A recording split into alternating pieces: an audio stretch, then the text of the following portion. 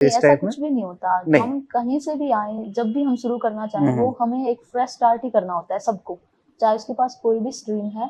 तो आपने जो पढ़ाई की है वो 12वीं तक, वो क्या हिंदी मीडियम थी, इंग्लिश मीडियम? तो आपका ये जो IBPS क्लर्क आपने निकाला है, राइट, उसमें एग्जाम में आपने प्री में कितने क्वेश्चन अटेम्प्ट किए थे ओवरऑल? हाँ, और मॉक है टेस्ट ना? को एनालाइज करना जरूरी है, क्योंकि मेंस होता है 3 घंटे का, और बच्चे दे के छोड़ देते हैं, भाई नहीं हुआ अच्छा अटेम्प्ट, लेकिन हमें देखना ही पड़ेगा, लास्ट में सोल्व हो जाएगा, इतना मुश्किल भी नहीं होता, पर राइट। वो करते नहीं है। एनालाइज करना बहुत जरूरी है, हमें वहां ओके। बैठ के स्क्वायर नहीं सोचना, हाँ।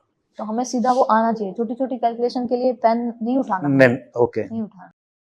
हेलो बच्चों, तो कई बार हमने ये देखा है कि कई सारे बच्चे ऐसे होते हैं जिन्हें बचपन में पढ़ने का ये नहीं है कि बहुत अच्छी सुविधाएं मिली हों। ऐसा नहीं है कि अंग्रेजी मीडियम इंडिया के टॉप स्कूल में उन्होंने पढ़ाई की हो। हमारे और आपके जैसे नॉर्मल बैकग्राउंड से बच्चे आते हैं और एक टफ से टफ बैंकिंग के एग्जाम भी निकाल ले जाते हैं। आज है हमारे बीच में अंतिम सौराठ,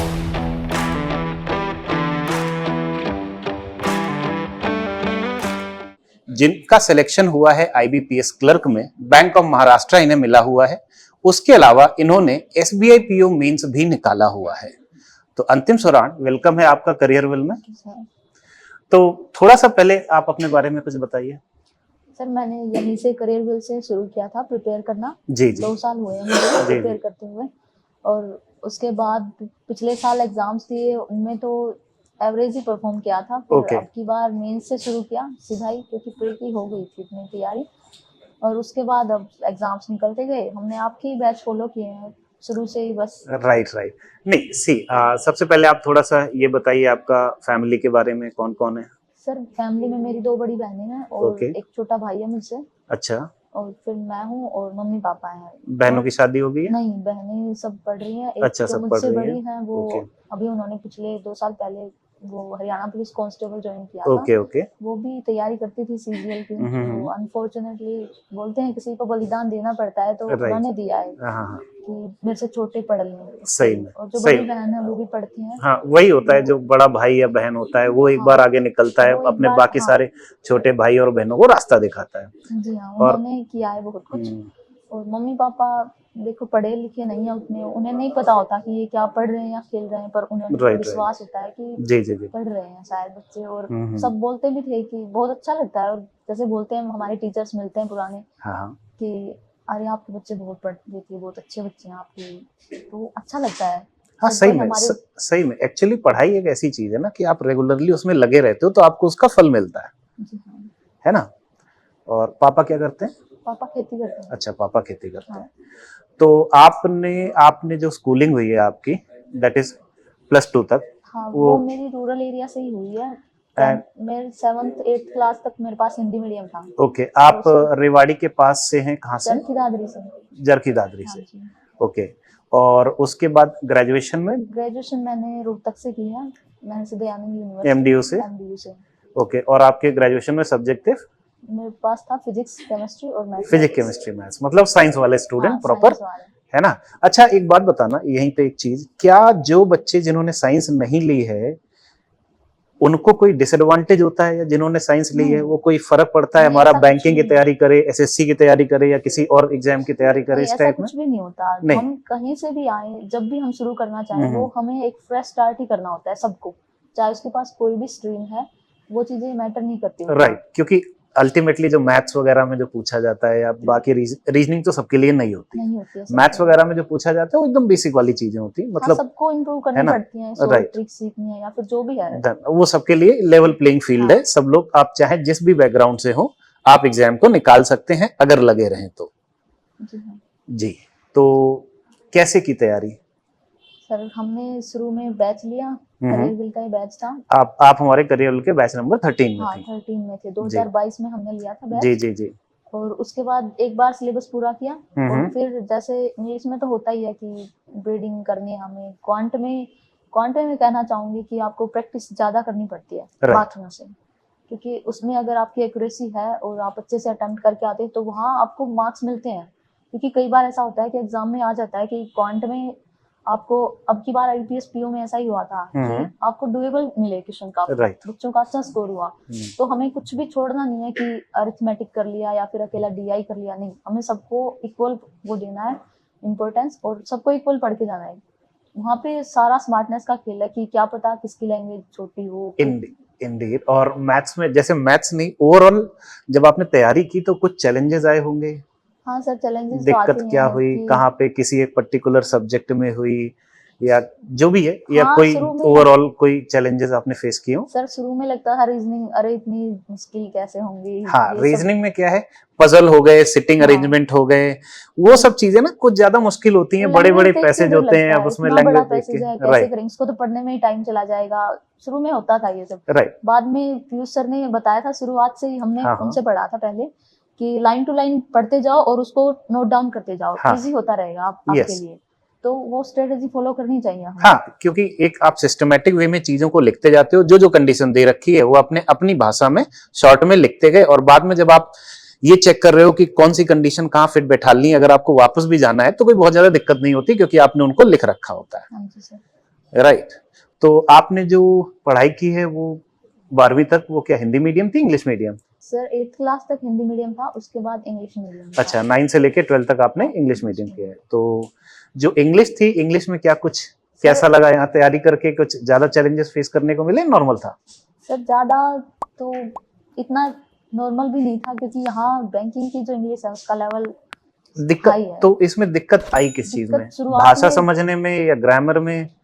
सर सारी चीजें इतनी अच्छी नहीं थी, स्कूल से ठीक थी, मेरे लैंग्वेज में पकड़ शुरुआत से ठीक ही रही है, पर यहाँ थोड़ा टफ है। जैसे रीडिंग कॉम्प्रिहेंशन ज्यादा होता है, हमें लंबे लंबे सेंटेंसेस दिए जाते हैं, तो हम उनको कैसे तोड़ के समझ के छोटा बना के अपने काम का कैसे निकालते हैं वहां से, तो वो यहाँ से पढ़ के हुआ। राइट। वो अल्टीमेटली सचिन सर की जितनी भी टिप्स होती हैं कि हर हाँ, चीज को लॉजिक से समझो, ब्रेक करके देखो, हमें जो चीजें समझ, बट वही होता है ना कि अंडरस्टैंडेबल पार्ट्स में मेन पॉइंट पैसेज के आप समझते जाइए, और बाद में जो क्वेश्चन दिए गए उनके आंसर देने होते हैं। कभी रूल्स नहीं रटवाए, और वो होता है ना कि एक मोटिवेशन की जरूरत मिलती है बीच बीच में, तो वो भी देते रहते हैं। हाँ, वही वो चीज होती है कि अल्टीमेटली हर चीज का लॉजिक आपको आए समझ में, क्योंकि जबरदस्ती जब आप रूल्स रटते हो ना, और कई बार एग्जाम में, कई बार क्या, ज्यादातर केसेस में कई बार ये चीजें रूल्स फॉलो भी नहीं कर रही होती हैं, कि ये आ जाए तो वो कर दो, वो कई बार फॉलो नहीं हो रही थी, हर चीज को समझना पड़ता है। वोकैबुलरी कैसी थी आपकी? वोकैबुलरी इतनी अच्छी नहीं थी, फिर मैंने एडिटोरियल्स पढ़ना शुरू किया था। तो आर्टिकल्स पढ़ के 3-4 आर्टिकल डेली पढ़ लिए। अच्छा, आपने एडिटोरियल कौन सा अखबार पढ़ती थी? हिंदू पढ़ती थी। आप एडिटोरियल 3-4 आर्टिकल आपने डेली पढ़े, तो फिर उसमें क्या ऐसा भी होता था कि जैसे जो नए वर्ड हैं उनको आपने अपनी कॉपी में लिख के उनका मीनिंग लिखा? उनका मीनिंग देखो, उनका मीनिंग देख के लिखते भी थे कहीं पे रिवाइज करने के लिए, या देखते थे? लिख लिया और रूट वर्ड से हेल्प ले ली। फिर वो बार एडिटोरियल्स में ऐसा होता है मोस्टली, नए वर्ड्स तो बहुत कम ही आते हैं, वो बार बार रिपीट होते हैं। हाँ, रिपीट होते हैं। मतलब इनफैक्ट ये सेम चीज मैं कहना चाहूंगा, जब मैं एक स्टूडेंट था, मैं भी गांव से था और गांव से ही हूं, और उस टाइम पे जब मैं कैट की तैयारी कर रहा था तो अंग्रेजी मेरी बहुत ही खराब थी। तो उसमें भी सबसे ज्यादा इस चीज का फायदा मिला कि अगर आपको क्लासेस के अलावा अगर ओवरऑल और ज्यादा इंप्रूव करना है तो आप न्यूज़पेपर पढ़ो, एडिटोरियल पढ़ो, जो वर्ड्स आ रहे हैं आप उनका डिक्शनरी में मीनिंग देखो। उस टाइम पे तो इंटरनेट भी उतना ज्यादा नहीं होता था, और आप उनका मीनिंग लिखो। समटाइम और सही से समझ में आए तो यूसेज भी लिखना होता था।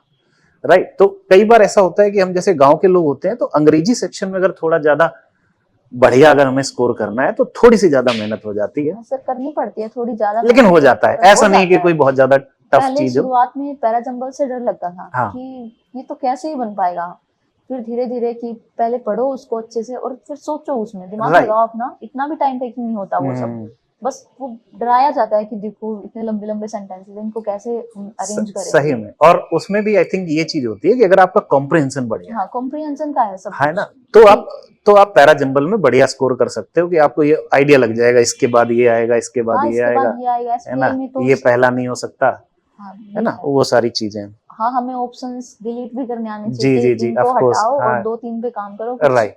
अलग अलग स्ट्रेटजी फॉलो करते हैं सब, तो वो अच्छी होती है। और मैथ्स में कैसे की तैयारी? मैथ्स में सर पहले तो डीआई ऐसे बोलते थे। अच्छा, मैथ्स आपका जो ये था, इससे पहले स्कूल में आपका मैथ्स अच्छा था या ओके था या थोड़ा खराब था? ठीक, मेरा अच्छा था। अच्छा था, मैथ अच्छा था मेरा। कुछ 98 कुछ समथिंग आए थे 10th में, 10th और में 87 थे मेरे 12th में। ओके, सही है, ये तो बढ़िया मार्क्स है। तो मैथ्स में आपका पहले से ही थोड़ा सा रुझान था, है ना, उसका एडवांटेज मिल गया। जो अंग्रेजी में ज्यादा मेहनत करनी पड़ी, मैथ्स में थोड़ा कम, क्योंकि कम तो नहीं, कम तो मेहनत तो नहीं ज्यादा कह ही सकते होती सर, है, लेकिन वो लेवल एक भी एक बढ़ता है। हाँ, वो एक वो होता है कि आपका इंक्लिनेशन उसकी तरफ है, तो इन अ सेंस कर सके। हाँ, उसको टाइम दिया जाता है अपने आप की, हाँ ये पसंद है हमें पढ़ना। राइट। तो मैथ्स में जैसे कि अगर मैं बात करूं कि कोई एक पर्टिकुलर चैप्टर जहां पे आपको ज्यादा दिक्कत हुई हो? सर ऐसे तो है, कंपाउंड इंटरेस्ट है जैसे। कंपाउंड इंटरेस्ट अभी भी दिक्कत है? हाँ, उसमें रह जाती है कमी कहीं ना ओके कहीं। ओके पहले मुझे टाइम स्पीड डिस्टेंस से बहुत डर लगता था ओके। कि इसमें तो गलत होना ही होना है वो, पर बाद में धीरे धीरे पता चला ये सबसे इजी है। टाइम स्पीड डिस्टेंस सबसे इजी है। सबसे एक easy चीज है। होती है उसमें वैरायटी ऑफ क्वेश्चन ज्यादा प्रॉफिट होते हैं। लॉस है वो, हाँ, हाँ। इतना लंबा चौड़ा है, उसमें सबको वही चीज है। बहुत मुश्किलें आती हैं इन दो तीन टॉपिक में, आई थिंक सबको आती हैं। यस। तो आपका ये जो आईबीपीएस क्लर्क आपने निकाला है, राइट, उसमें एग्जाम में आपने प्री में कितने क्वेश्चन अटेम्प्ट किए थे ओवरऑल, अगर याद है तो? एग्जैक्टली तो मुझे याद नहीं, पर मेरे आई थिंक कम ही थे। अरे सिलेक्शन हुआ आपका, कम थोड़े ना थे। मतलब कि मैंने अटेम्प्ट तो अच्छे किए थे, पर मुझे याद नहीं, अभी 86 समथिंग कुछ किए थे ओके। मैंने। और मेंस में क्या रहा? मेंस में मेरे इतने अच्छे मार्क्स तो नहीं आए, पर है 74 कुछ है मेरे। Okay okay. इसके अलावा ये पीओ मेंस में? सर पीओ मेंस में 73 है मेंस में तो, पर ओके। इंटरव्यू में हाँ, पीओ मेंस आपने निकाल लिया था, जी हाँ। इंटरव्यू में समहाउ इस बार रह गई। तो अभी क्या मन है? सर अभी तो क्या? तीनों पीओ देने हैं। अच्छा, राइट, अभी आपको पीओ देना है ना? कोई नहीं, ऑल द बेस्ट। और अगर हम ये बोलना चाहें, जैसे कि कोई जो नए बच्चे हैं जिनकी बैकग्राउंड हमारे जैसी होती है, जिन्होंने बचपन में गांव में पढ़े हुए हैं, हिंदी मीडियम में पढ़े हुए हैं, तो वो हर एक सब्जेक्ट को कैसे तैयार करें? जैसे कि अलग अलग टाइम देना होगा। टाइम तो देना ही पड़ेगा। एक बार तो सब कुछ नया लगेगा, फिर धीरे धीरे जब हम मॉक टेस्ट लगाएंगे हमें समझ आएगा कहाँ हम वीक हैं, कौन सी चीज हमारी ठीक है, यहाँ कम टाइम देने की जरूरत है, यहाँ ज्यादा देने की जरूरत है। और रीडिंग तो आपको कंटिन्यूअस रखनी पड़ेगी। रीडिंग कंटिन्यूअस रखनी पड़ेगी। सारा खेल ही उसका है। जी जी जी। और इसके अलावा अगर मैं इस बारे में बोलूं कि जैसे मैथ्स में हम क्या करते हैं, जब जैसे कई सारे बच्चे क्या करते हैं कि ये पूछते रहते हैं ये किताब वो किताब, राइट, कि हम इस किताब से सॉल्व करें उस किताब से सॉल्व करें, राइट। तो मैथ्स में सबसे ज्यादा इंपॉर्टेंट क्या चीज होती है अगर क्लास के अलावा? सर जो आपने क्लास में क्वेश्चन करवाते हैं टीचर, तो एक बार उनको आप खुद से भी सोल्व कर लोगे, 20-50 जितने भी क्वेश्चन है तो बहुत है। और उसके बाद आपको सिर्फ और सिर्फ मॉक देना है, क्योंकि एग्जाम में नहीं पता होता किस टाइप से, बेसिक तो वही होता है, बस क्वेश्चन टाइप बदल दिया जाता है। तो सारा खेल हम अलग अलग चीजें कैसे देखते हैं और उनको कैसे सोल्व करते हैं, तो वो सिर्फ मॉक टेस्ट से ही हो पाता है। सिर्फ मॉक टेस्ट से हो पाता है, राइट, सही में मॉक टेस्ट में कई सारी चीजें हमें सीखने को मिलती हैं कि अल्टीमेटली क्या चीज, कौन सा एरिया हमारा कमजोर है या कौन सा हमें लगता है स्ट्रांग है, लेकिन उसके सवाल सॉल्व करने में हो सकता है बहुत ज्यादा समय लग रहा हो। हाँ, और मॉक टेस्ट को एनालाइज करना जरूरी है, क्योंकि मेंस होता है 3 घंटे का और बच्चे दे के छोड़ देते हैं, भाई नहीं हुआ अच्छा अटेम्प्ट, लेकिन हमें देखना ही पड़ेगा, लास्ट में सोल्व हो जाएगा, इतना मुश्किल भी नहीं होता, राइट। वो करते नहीं है, एनालाइज करना बहुत जरूरी है। तो मॉक टेस्ट देते समय किसी बच्चे की स्ट्रेटजी क्या रहनी चाहिए? सर मॉक टेस्ट देते समय सबकी अब अपनी अपनी होती हैं वैसे तो। आप बताइए आपका क्या था? मैं पहले जो कम, जैसे जहाँ से मुझे लगता है कि यहाँ से मैं कम टाइम में अपने मार्क्स निकाल लूंगी, ताकि मेंटल प्रेशर ना आए कि अभी तो कुछ भी नहीं हुआ है। और एक जगह एक अरेंजमेंट, रीजनिंग में तो ऐसा ही होता है, ना हुई तो हमें 3-4 मिनट दिए, नहीं हुआ तो हमें आगे बढ़ना है। राइट। ये नहीं कि हम उसी पे लग के पड़े हैं कि हाँ, और रीजनिंग में एक समस्या होती है कि कई बार ना हम सवाल देख के ये नहीं पता लगा सकते कि ये 3 मिनट में होने वाला है या 7-8 मिनट लग जाएंगे, ये भी नहीं पता होता। और मेंस में तो ऐसे भी खेलते हैं कि इतना बड़ा सा पैराग्राफ दे दिया, उससे सिर्फ एक क्वेश्चन है, राइट, आगे बढ़ के देखा कि 5 मिनट तो, और एक क्वेश्चन पे क्यों लगाए मैंने, तो वो स्मार्ट करना होता है, हमें देखना पड़ता है। राइट। हाँ, तो इसके चक्कर में कई बार ये होता है कि हमें एक बार थोड़ा सा पेपर का ओवरव्यू ले लेना चाहिए, नहीं कि कहाँ किसी भी, जैसे किसी भी सेक्शन में कितने सवाल किस चैप्टर के हैं, क्या क्या पूछा गया है, ताकि हमें ये पता चल जाए कौन कौन से सवालों को अटेम्प्ट करना है। हमें देखना चाहिए एग्जाम में, पहले 1-2 मिनट लगेंगी, हमें जैसे देखना पड़ता है कि कहाँ से कितना आया है और क्या अटेम्प्ट करना है हमें, क्योंकि रीजनिंग में तो वो भी है, क्रिटिकल रीजनिंग भी है मेंस में, वो भी बहुत है, तो उसमें हम हमेशा सही नहीं कर पाते, तो वहाँ एक्यूरेसी खराब होती है, हमें बचना है गलतियां करने से, क्योंकि मेंस में अटेम्प्ट तो एवरेज कर देंगे तो भी एग्जाम निकल जाएगा, पर हमें क्वेश्चन गलत नहीं करना, राइट। और क्वांट में भी यही है, हम जो कम जैसे वन लाइनर क्वेश्चन होते हैं अरिथमेटिक के, तो हमें वो उठाने हैं और करना है। सबकी अलग अलग स्ट्रेटेजी होती है, कोई बोलता है DI स्ट्रॉन्ग है निकल जाएगा, कोई बोलता है अरिथमेटिक स्ट्रॉन्ग है निकल जाएगा, पर सारी चीजें राइट। ये हाँ, ये कोई एक ऐसा कोई थंब रूल हो ही नहीं सकता है कि मैं आपको बोल दूं या अंतिम आपको बोल दें कि पहले इस चैप्टर के सवाल उठा के सॉल्व कर लो। हर बच्चे का अपना एक अलग अलग सोचने का नजरिया होता है, वो हर उसका चैप्टर कोई ये फेवरेट, किसी का कोई दूसरा चैप्टर फेवरेट, तो किसी भी चैप्टर को वो अप्रोच कर सकते हैं, जो आपको ठीक लगे आप अप्रोच कर सकते हो। एक और चीज मैं आना चाहूंगा वो ये है कि सिलेक्शन ऑफ क्वेश्चन कितना इंपॉर्टेंट होता है किसी भी मॉक टेस्ट में और एक्चुअल एग्जाम में। सर प्रीलिम्स में तो देखो, क्लरिकल में तो ये होता है कि सारे इजी होते हैं, पर हमें पहले कैलकुलेट जो सिंप्लीफिकेशन है वो उठानी चाहिए, क्योंकि वो छोटे होते हैं, और जैसे इनइक्वालिटीज हैं वो उठानी चाहिए। उसके बाद DI है, इनइक्वालिटीज आप क्वाड्रेटिक इनइक्वालिटी के बारे में, है ना। और जो वो कौन सा एग्जाम DI है, कैसलेट DI है जैसे, तो बच्चे कैसलेट उठा लेते हैं, उसमें फंस के रह जाते हैं। तो मेरा तो यही मानना है कि वहाँ थोड़ा लास्ट में ही जाएं बच्चे, वहाँ तो ठीक है। और क्वांट का लेवल अब हर साल बढ़ ही रहा है। हाँ, क्वांट का लेवल हर साल बढ़ रहा है, तो इन अ सेंस वही चीज है। होता क्या है कि अगर आप कभी किसी ऐसे लेंदी सवाल में फंस गए, जैसे हम ये ले रहे हैं केसलेट का एक उदाहरण, अगर हम किसी लेंदी सवाल में फंस गए, उसमें कई बार ये होगा कि आपने 4-5 मिनट लगा दिए, हो ही नहीं रहा है। हाँ, वो कुछ बच्चे तो टिक करके आ रहे हैं कि 5 मिनट लगाइए, कर ही कुछ भी रैंडम मार लेते हैं, पता चलता है नेगेटिव मार्किंग हो गई, है ना। बचना चाहिए हमें। राइट। तो in a sense selection of question बहुत ज्यादा जरूरी है। अगर आपको कोई चीज समझ में नहीं आ रही, आप उसे छोड़ो, आगे बढ़ो। हाँ, ये जरूरी है कि हमें कोई नहीं 2 मिनट दी है तो वो नेगेटिव भी तो नहीं करेंगे अगर वहां से निकल जाएंगे। राइट। तो सोचने का अलग अलग तरीका है, और क्वेश्चन का सिलेक्शन बहुत जरूरी है। और अब हम आते हैं थोड़ा मेंस पे। मेंस में हमें ऐसे फटाफट वन लाइनर सवाल या मेंटली सॉल्व होने वाले वो नहीं मिलते हैं। ठीक है, आपने PO मेंस दिया हुआ है, तो निकाला भी है ना, तो उस तरह के सवाल नहीं मिल पाते हैं। सर मेंस में तो यही होता है कि एक तो हमें लैंग्वेज पढ़ के देखनी पड़ती है कि ये मैं बना लूंगी या नहीं बना लूंगा, जैसा भी है। पर पहले जो अलग जो पार्ट आता है कि सिलोजिज्म आ गए या फिर इनइक्वालिटीज, अगर वहां देते तो थोड़ा अलग ही है सब कुछ। मैं वो वर्ड भूल गई हूँ। हाँ, आराम से कोई। तो पहले हमें जो अलग पार्ट है वो उठाना होता है, उसमें से अरेंजमेंट बाद में करेंगे हम। पहले हमें जो वो पार्ट, बेसिकली आप ये बोल रहे हो जो सिंगल वाले जो क्वेश्चन होते हैं, आप उन्हें रीजनिंग सेक्शन की बात कर रहे हैं, उसको आप पहले सॉल्व कर लो। सिलॉक्स वगैरह आ गया या और कोई जो भी सिंगल वाले जो सवाल होते हैं, है ना। और पजल्स जो होती हैं, अरेंजमेंट हो गया या दूसरी पजल्स हो गई, उनको हम बाद में उठाएंगे। ये आपकी स्ट्रेटजी थी एग्जाम में, राइट।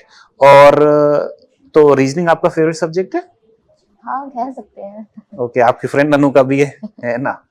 तो ये रीजनिंग में जो है, चलिए, तो रीजनिंग में अराउंड लगभग कितने अटेम्प्ट हो गए थे आपसे? रीजनिंग में मेरे IPS PO में तो मुश्किल थी, पर मैं 15 अराउंड करके आई थी, मुझे 12.5 मिला था। ओके, तो गलत हो गया। हाँ, तो वो एक आध तो गलत हो ही जाता है। कुछ 3-4 पे कट ऑफ थी, तो ठीक ही थे वो। राइट। और मैथ्स में? मैथ्स में तो यही होता है कि देखो DI अगर डुएबल आ गई तो कर लीजिए, तो हमने कर ली, और अगर नहीं है, क्योंकि DI के हमें कई सारे सेट्स मिलते हैं। क्वांट का ये बड़ा फायदा है कि वो देख के समझ आता है, उलझाता नहीं है। यस, वही चीज मैं बोल रहा था। रीजनिंग में एक दिक्कत होती है कि आपको सेट देख के समझ में नहीं आता है कि कौन सा सॉल्व होगा 2-3 मिनट में, कौन किसमें, कोई किसी में तो 7-8 मिनट भी लग जाएंगे, उसमें पता भी नहीं चलेगा। हाँ, और क्वांट में गलत होने के कम ही चांस होते हैं। जैसे हमने कर दिया तो ठीक है, वो ठीक ही हो जाएगा अगर कैलकुलेशन अच्छे हैं। और क्वांट में एक चीज भी कहना चाहूंगी कि हमारी कैलकुलेशन स्ट्रॉन्ग होनी चाहिए। हमें वहां बैठ के स्क्वायर नहीं सोचना, तो हमें सीधा वो आना चाहिए। छोटी छोटी कैलकुलेशन के लिए पेन नहीं उठाना, नहीं उठाना। क्वाड्रेटिक इक्वेशन है, कई बार ऐसे होती हैं 2 सेकंड लेती हैं, 2 सेकंड लेती हैं। उसमें कई सारे तो ऐसे सवाल आते हैं कि जिसमें आपको इक्वेशन सॉल्व करने की जरूरत ही नहीं, आप वो जो साइन से ही प्लस माइनस से ही देख के आप आंसर कर सकते हो। और जो ऐसी बात नहीं है, मेंस में भी आते हैं कुछ क्वेश्चन ऐसे, वो हमें सिलेक्ट करना होता है। हाँ, मेंस में भी ढूंढने पड़ते हैं इस टाइप के सवाल जो आप डुएबल कर सको, कुछ सवाल मिलेंगे। अच्छा, इसके अलावा जैसे कि हम बात कर रहे हैं कैलकुलेशन की, तो जैसे आपने बोला कि ये नहीं कि हमें ये कैलकुलेट करें कि इसका स्क्वायर क्या होता है, ऑल्दो टेक्निक वगैरह हम लोग सब सीखते हैं, सिखाते हैं, राइट। लेकिन अगर ये चीजें कोई डायरेक्टली याद है तो फटाफट होती हैं, या मेंटली कर लोगे तो ज्यादा आसान है। और हर छोटी छोटी कैलकुलेशन 75 को आपको 42 से गुणा करना है, तो आपको कुछ करने की जरूरत नहीं है। 3150, सही बोल रहा हूँ मैं? जी सर। गलत बोला होगा शायद से, बट जो भी है, इन अ सेंस ये चीजें आपकी फटाफट होनी चाहिए। हाँ, है ना? होनी चाहिए। तो अगर कोई बच्चा, हाँ, अगर कोई बच्चा एग्जाम निकालना चाहता है, आप ये समझिएगा, आप किसी भी सवाल को पढ़ रहे हो, सवाल को समझने में भी तो कुछ समय लगता है, और उसके बाद में आपको क्या क्या स्टेप्स लेनी है कि पहले क्या करें फिर क्या करें, उसमें भी समय लगता है। अगर सारा का सारा समय आपका कैलकुलेशन में ही चला जाएगा, फिर बाकी चीजें सोचेंगे कैसे, राइट? हाँ। हमें सब तो याद भी नहीं कर सकते हम, कैलकुलेशन दिमाग में करनी पड़ती है। यस यस तो यस। हमें उतना स्ट्रॉन्ग वो अपने आप हो जाता है, इसीलिए मैं बोल रही हूँ कि मॉक टेस्ट आपको लगानी चाहिए, वहीं से ये सब स्ट्रॉन्ग बनेगा। अच्छा, कंसेप्ट एंड शॉर्ट ट्रिक का कितना ज्यादा महत्व है सर मैथ्स में? ये जो बाकी सारे सारा ही है, कंसेप्ट का ही है, मेंस कंसेप्ट का सारा है, शॉर्ट ट्रिक्स वगैरह शॉर्ट ट्रिक्स आप प्री में अप्लाई कर सकते हो, पर मेंस में तो आपको इतना हाई कंसेप्ट से ही करना पड़ेगा। हाँ राइट, वही सबसे बड़ी वही चीज होती है, क्योंकि कई बार क्या होता है, कुछ बच्चे अपनी नॉर्मल पढ़ाई छोड़ के वो यही सोचते हैं कि सर हमें कुछ ऐसा बता दें, कोई ऐसी घुट्टी पिला दें कि हमें कुछ करना ही ना पड़े, हमारे दिमाग में एकदम आंसर आए, आकाशवाणी हो, दिमाग में एकदम आंसर आए। वैसा नहीं होता है। आप शॉर्ट ट्रिक सीखते हो, सीखोगे, बहुत अच्छी चीज है, लेकिन कंसेप्ट भी आने जरूरी है, क्योंकि मेंस में सवाल थोड़े बड़े हो जाते हैं, और उसमें आपके वो जो टिपिकल शॉर्ट ट्रिक वाले सवाल होते भी नहीं है, तो वहां पे आप वो चीजें अप्लाई नहीं कर सकते हो। अच्छा, ये कंसेप्ट वगैरह का रिवीजन वगैरह आप क्या रेगुलर जो क्लास नोट्स होते थे उनको करती थी रिवाइज?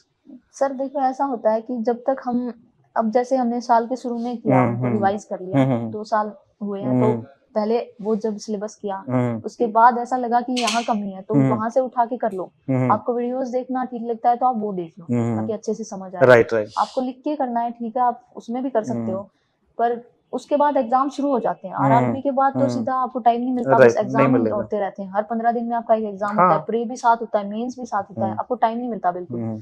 तो फिर आपको वो अपने आप ब्रश अप रहती हैं चीजें। हाँ, तो इन अ सेंस रिवीजन वगैरह जो भी हो साथ साथ चलते रहना चाहिए। वही चीज है पॉइंट, कि बच्चों जो भी क्लास होए उसमें उस दिन के खत्म होने से पहले आपको प्रॉपर रिवाइज कर लेना है, और जब वीकेंड आए, सैटरडे संडे आए, तो उस हफ्ते में जितनी क्लासेस हुई हैं उन सबका प्रॉपर रिवीजन कर लेना है। क्योंकि वही चीज है, जैसा कि अंतिम ने बोला, कि बाद में समय नहीं मिलता है। एक एग्जाम हुआ, 15 दिन बाद दूसरा एग्जाम, फिर 15 दिन बाद तीसरा एग्जाम, एक के बाद एक एग्जाम लगे ही रहते हैं। तो अगर बढ़िया स्कोर करना है, और अगर चीजों को नहीं बोलना है, क्योंकि जितनी सारी चीजें हम अपनी क्लासेस में सीखते हैं, हमारे बैचेस से सीखते हैं, आप एग्जाम में उन्हें तभी अप्लाई कर पाओगे जब आपके दिमाग में हो, वो तभी रहेंगे जब रिवीजन करोगे। राइट, ये बोल रहे हैं ना? ओके। तो और एक और चीज कि हमारा जो बैच था उससे आपको कितना बेनिफिट मिला? सर उससे ही मिला है, पहले तो हमें कॉन्सेप्ट कहीं से तो सीखना पड़ता है ना, और उसके बाद चीजें अप्लाई होती हैं। ओके। बाकी मेहनत हम आपने कहीं ऑफलाइन कहीं कोई कोचिंग नहीं की? राइट। तो मतलब ऐसा भी है कि अगर जो बच्चे हैं ऑनलाइन में तैयारी कर रहे हैं, लेकिन अगर मेहनत करते रहे, मेहनत का मतलब है डिसिप्लिन के साथ में, है ना, कि एक रेगुलर इतने से इतने समय तक आपको पढ़ते ही रहना है, अगर पढ़ाई करते रहे तो आसानी से एग्जाम निकाले जा सकते हैं। आसानी से कहना सही नहीं होगा, क्योंकि चैलेंजेस आते हैं बहुत सारे, जो आपने भी जो बहुत सारे फेस किए हैं। इतना मुश्किल नहीं होता, हमें बस छोड़ना नहीं है कि एक हफ्ता हम वेकेशन मनाने चले गए, नहीं भाई, भूल जाओ। हाँ राइट। क्योंकि आपके एग्जाम्स इतने होंगे, साथ साथ रिजल्ट्स भी आएंगे, तो आपको मेंटल प्रेशर भी हैंडल करना है। ये नहीं आपके सारे ही निकलेंगे, क्या पता एक आध ना निकले, तो वहाँ डाउन नहीं होना है कि नहीं मुझसे नहीं हो रहा। आपको भरोसा तो रखना ही पड़ेगा खुद पे भी, और आपने जहाँ से पढ़ा है वहां से भी। और ये नहीं कि आज इस टीचर से पढ़े, कल उससे पढ़े, फिर बदल दिया नया, नहीं। आपको एक को फॉलो करना है, जेन्युइनली फॉलो करना पड़ेगा आपको। Right right right. तो अब जैसे हमारी बैच की जो क्लासेस होती थी, तो कई बार ऐसा भी क्या होता था, एक तो क्लास नोट्स मिलते हैं, तो रिवीजन क्लास नोट से करती थी आप, या दोबारा क्लास देख के? नहीं सर, मैं क्लास नोट से कर लेती थी, अगर बाद में दिक्कत आती है तो वीडियोस दोबारा देख सकते थे, है ना? ठीक रहता था। राइट। तो अभी आपको मिला हुआ है बैंक ऑफ महाराष्ट्र, ठीक है, और करेंटली आगे फिर पीओ देने का प्लान है आपका? हाँ, अभी पीओ आरआरबी पीओ आ जाएगा 2-3 महीने में, और उसके बाद आईपीएस और एसपीआई। राइट। अच्छा, इंग्लिश में जैसा कि हम बात कर रहे थे पहले, कि आपको कुछ थोड़े बहुत जो मतलब हिंदी बैकग्राउंड से होने के कारण से कुछ दिक्कतें हम लोगों को झेलनी पड़ती हैं, राइट ना, तो वहाँ पे सचिन सर की क्लासेस का खूब फायदा मिला है सर। है ना, बहुत सारी की सारी चीजें सीखी, सारी वो कैब उनसे सीखी, ग्रामर सीखी, कॉम्प्रिहेंशन सीखा, सब वहीं से सीखा। और एक और चीज सीखी होगी कि ये सारी चीजें आपस में इंटरकनेक्टेड होती हैं। हाँ, कनेक्टेड कि है। हाँ, कि ये नहीं कि आप कोई एक चीज पे फोकस कर लो या दो पे फोकस कर लो, तीसरी छोड़ दो। नहीं, जब हम पढ़ ही रहे हैं तो वहाँ पे कॉम्प्रिहेंशन है अपने आप, और ग्रामर है, लगती है, अप्लाई होती है। वो कैब का तो सारा ठीक है ही, अगर वो नहीं आती तो समझ ही नहीं आएगा कि सेंटेंस में लिखा क्या है। राइट। और उनका जो रूट वर्ड से बताने का जो तरीका है बहुत अच्छा है, रूल से एटिमोलॉजी से बोलते हैं हम, है ना, रूट वर्ड से। हाँ, राइट। ओके अंतिम, फिर all the best and we are really happy कि हम आपकी जर्नी में आपकी मदद कर सके, हमारी क्लासेस का, हमारे बैचेस का, हमारे करियर प्लेटफॉर्म का आपको अपना ड्रीम अचीव करने में कुछ फायदा मिला। All the best for your career.